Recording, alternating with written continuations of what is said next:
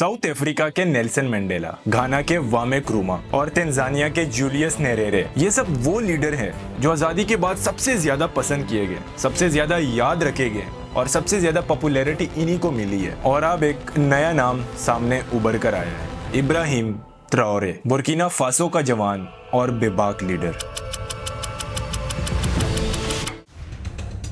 He took over by becoming the world's youngest president at age 34.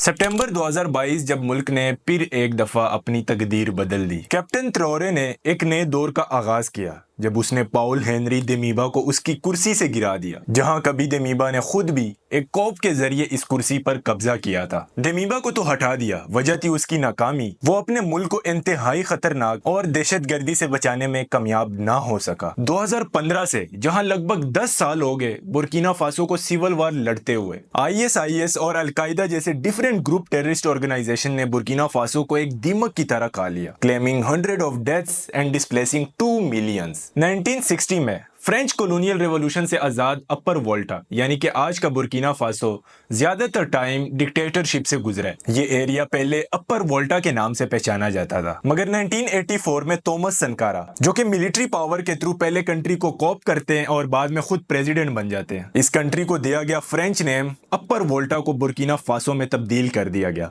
जिसका मतलब है the land of honest people. और Thomas सनकारा ने अपने ही मुल्क यानी कि बुर्किना फासो के लिए खुद नेशनल एंथम डिजाइन किया। बुर्किना फासो पर टोटल 7 प्रेसिडेंट रूल कर चुके हैं from 1960s to till now, जिसमें थॉमस सनकारा जो थे पहले मिलिट्री प्रेसिडेंट, या आप इसको मिलिट्री डिक्टेटरशिप भी कह सकते हैं, जिसने प्रेसिडेंटशिप को जबरदस्ती ऑन किया। बट यहाँ पर सनकारा को हमेशा अवाम की हिमायत हासिल थी, क्योंकि सनकारा हमेशा एंटी फ्रांस रहे और अवाम भी यही चाहती थी कि फ्रांस के बने हुए फ्रेंच पॉलिसीज उनकी कंट्री में इंप्लीमेंट ना हो। कई बार सनकारा को हाउस अरेस्ट किया गया उसकी सीरीज ऑफ इकोनॉमिक्स, इकोलॉजिकल और सोशल रिफॉर्म्स की वजह से। His foreign policies was centre on anti imperialism, और जितनी भी दुनिया के अंदर लोन ऑर्गेनाइजेशंस है लाइक IMF और वर्ल्ड बैंक, उनसे कर्जा लेना बंद कर दिया और बाहर की एड्स को वेलकम किया। उनकी ज्यादातर एड्स जो होती थी वो वेपन को खरीदना, एग्रीकल्चर और इंफ्रास्ट्रक्चर को इंप्रूव करना होता था, ताकि डोमेस्टिक इकोनॉमी को एक बूस्ट मिले और बुर्किना फासो एक सेल्फ सफिशिएंट कंट्री बन जाए। अब सनकारा के इन पॉलिसीज में शामिल था बुर्किना फासो को फेमाइन यानी कि कहत से बचाना, लैंड रिफॉर्म्स को इंप्रूव करना, सिटी के अंदर जो टूल टैक्स दिया जाता है उसको बिल्कुल बैन करना, नेशन वाइड लिटरेसी और वैक्सीनेशन प्रोग्राम को भी लॉन्च करना। सनकारा का ज्यादातर फोकस रहता था स्कूल्स, हेल्थ सेंटर, इंफ्रास्ट्रक्चर और वाटर रिजर्वर प्रोजेक्ट्स पर। मगर 1987 में थॉमस सनकारा को असैसिनेट किया जाता है, जिसका इल्जाम ब्लाइस कंपेरे के ही पैरामिलिट्री सोल्जर पर लगा दिया जाता है। ब्लाइस कंपेरे वही इंसान है जिसने सनकारा के बाद बुर्किना फासो को संभाला और 2014 तक मुल्क पर काबिज रहे। बुर्किना फासो की हिस्ट्री में इन्हें सबसे लॉन्गेस्ट सर्विंग प्रेसिडेंट भी कहा जाता है, जिसके बाद उनकी गवर्नमेंट को ओवरथ्रो कर दिया गया। आप मानेंगे नहीं, 1987 में थॉमस सनकारा के असैसिनेशन का इल्जाम इन पर लगता है और 2022 में इब्राहिम ट्राओरे के प्रेसिडेंटशिप में ब्लाइस कंपेरे के खिलाफ लाइफ इम्प्रिजनमेंट का फैसला सुना दिया जाता है। इसलिए इब्राहिम ट्राओरे को बुर्किना फासो के न्यू सनकारा भी कहा जाता है, क्योंकि ट्राओरे ने दोबारा से वही पॉलिसीज को एडॉप्ट किया जो सनकारा ने बनाई थी। एंटी एम्पेरियलिज्म, एंटी फ्रेंच और एंटी वेस्ट, और रशिया और नॉर्थ कोरिया जैसे पावरफुल कंट्रीज से हाथ मिलाना, रेगनार ग्रुप की जो आर्मी है उसे अपने कंट्री की प्रोटेक्शन देना, ये सब ट्राओरे के पॉलिसीज में शामिल है। सितंबर 2022 में जब ट्राओरे ने पाउल देमीबा की गवर्नमेंट को खत्म किया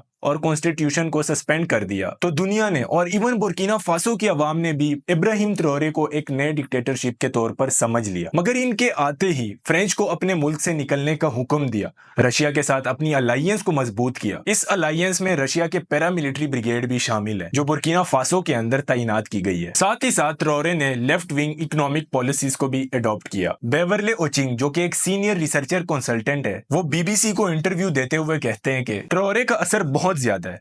मैंने खुद सियासतदानों और लिखने वालों को कीनिया जैसे ईस्ट अफ्रीकन मुल्कों में कहते सुना है, यही है वो शख्स, यही है वो आदमी जो ना सिर्फ बुर्किना फासो बल्कि पूरे साहिल की तकदीर बदलेगा। ट्रॉरे उन फ्रेंचोफोन अफ्रीकन मुल्कों की उस लहर का हिस्सा था जिन्होंने कुछ ही सालों में फ्रांस को अपने मुल्कों से निकाल दिया। लेकिन बाकी मुल्कों की तरह अमेरिका या बाकी वेस्टर्न कंट्रीज के बजाय बुर्किना फासो ने सीधा रशिया से हाथ मिला लिया। नाइजर ने भी अपने मुल्क से फ्रेंच को निकाल दिया। अमेरिका को भी हुक्म दिया कि वो अपनी फौजें वापस बुला ले। अमेरिका ने वहां एक $100 मिलियन का बेस बनाया था जो कि इस्लामिक एक्सट्रीमिज्म के खिलाफ जंग में मदद के लिए तैयार किया गया था। लेकिन अब वो बेस अमेरिका का नहीं रहा। This base is now occupied by Russian forces. तो आजकल हम बहुत सुन रहे हैं कि इब्राहिम ट्रॉरे जो है उन्होंने वेस्टर्न का जीना हराम किया हुआ है। Anti western policies, African continent की एक छोटी सी लैंडलॉक कंट्री की इस्टेब्लिशमेंट, IMF और वर्ल्ड बैंक से खुद को फ्री करना और रशिया के साथ अलायंस को मजबूत करना, यही सब कुछ बुर्किना फासो को वेस्टर्न के खिलाफ बनाता है। क्योंकि बुर्किना फासो के लीडर इब्राहिम ट्रॉरे ने अपने एंटी नियो कॉलोनियलिस्ट स्टांस को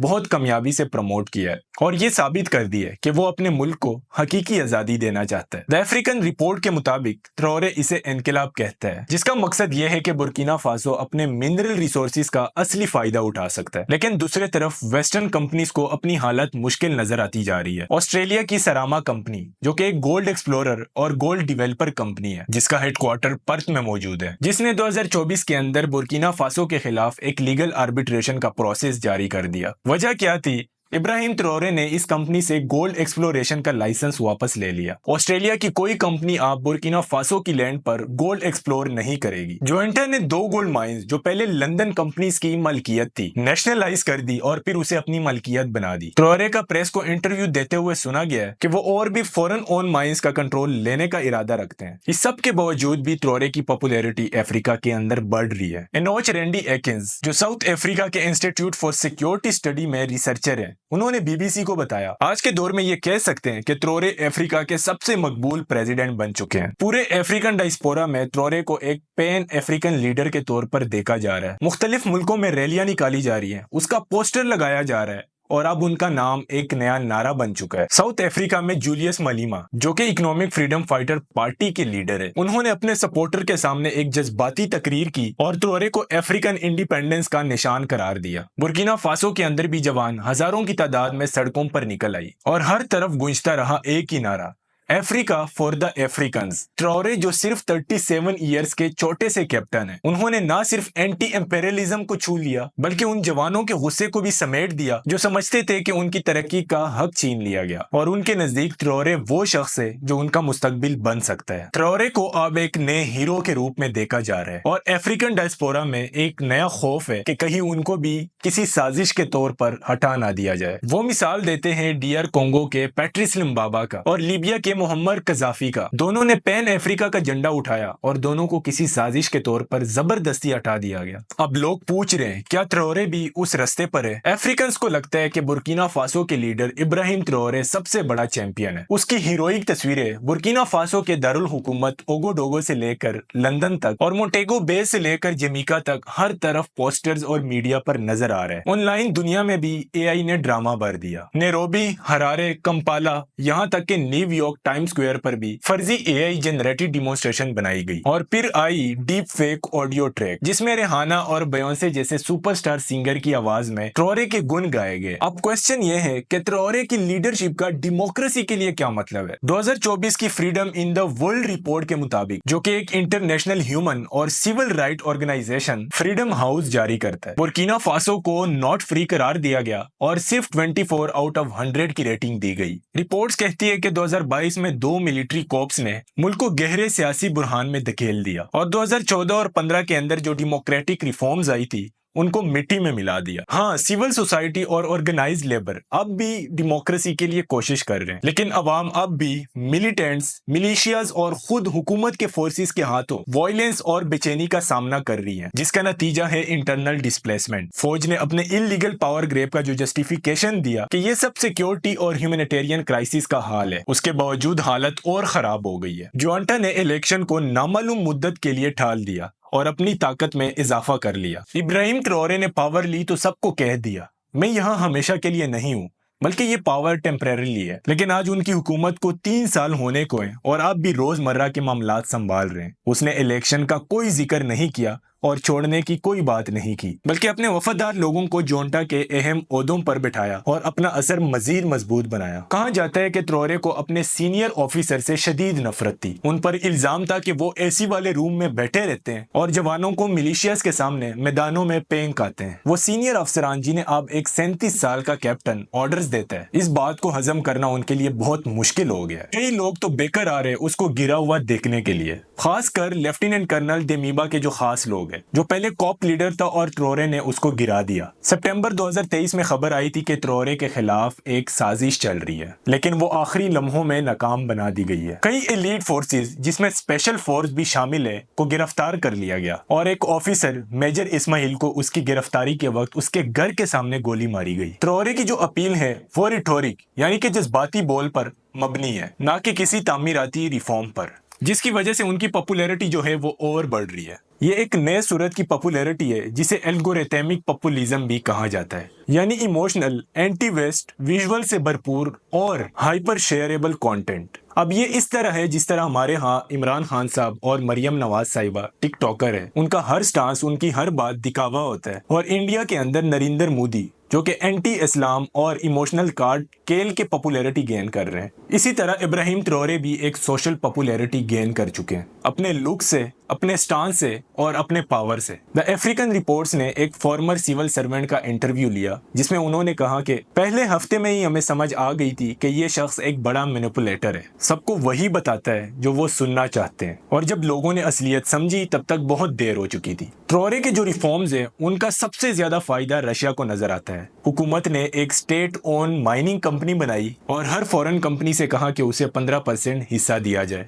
और लोकल बोर्किनाबो लोगों को ट्रेनिंग भी दे। ये रूल रशियन और गोल्ड पर भी अप्लाई हुआ, मगर उसे अप्रैल में ही एक लाइसेंस दे दिया गया, जबकि दूसरे फॉरेन कंपनीज को नहीं दिया गया। लेकिन जैसे कि दूसरे मुल्कों में देखा गया है, बुर्किना फासो समेत रशियन फोर्सेस के बावजूद अलकायदा और ISIS जिहादीज जैसे ग्रुप्स अभी भी बड़े बड़े अटैक्स कर रही है। 100 ऑफ मिलिटेंट्स मोटरसाइकिल और गाड़ियों में आए और दिजोबी नाम के शहर को घेर लिया। सिक्योरिटी सोर्सेज के मुताबिक अटैक इंतहाई खौफनाक और पुरतशद्दुद था। हजारों लोगों की जान गई। एक दिन में कम से कम 20 सिविलियंस को दफनाया गया। जिहादीज जो थे उन्होंने कैंप पर कब्जे किए, उनको लूटा गया और शहर के कुछ हिस्सों को जला दिया, सड़कों पर परेड करते हुए। अब सवाल ये उठता है, कब तक बुर्किना फासो के जो लोग हैं वो ये बर्दाश्त करते रहेंगे? फॉरेन फोर्सेस जो है वो तो सिर्फ हुकूमत और इकोनॉमिक्स इंटरेस्ट को बचा रही है, ना कि अवाम की हिफाजत और उनके हकूक के लिए लड़ रही हो। अब भी ट्रोरे को हीरो बनाया जा रहा है और डायस्पोरा के सपोर्टर्स कहते हैं ये हमारे नए पैन अफ्रीकन लीडर है। वो याद दिलाते हैं पैट्रिस लुम्बाबा, कजाफी और थॉमस सनकारा का। सब पैन अफ्रीकन लीडर्स थे,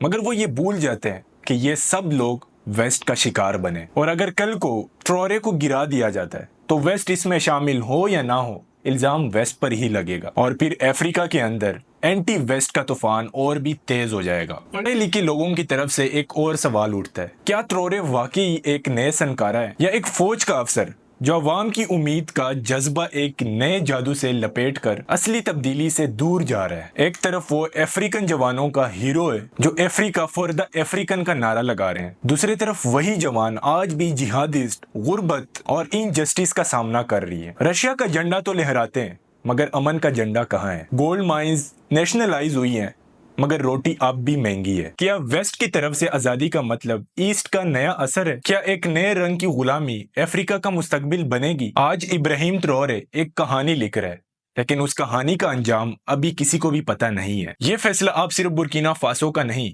बल्कि पूरे अफ्रीका की नस्लों का है। एक बंदे का उठना क्या अफ्रीका के जागने का इशारा हो सकता है या एक नई नींद की शुरुआत है? आप क्या समझते हैं? कमेंट में जरूर बताइएगा। तब तक के लिए पीस आउट, अल्लाह हाफिज, मिलते हैं नेक्स्ट वीडियो में।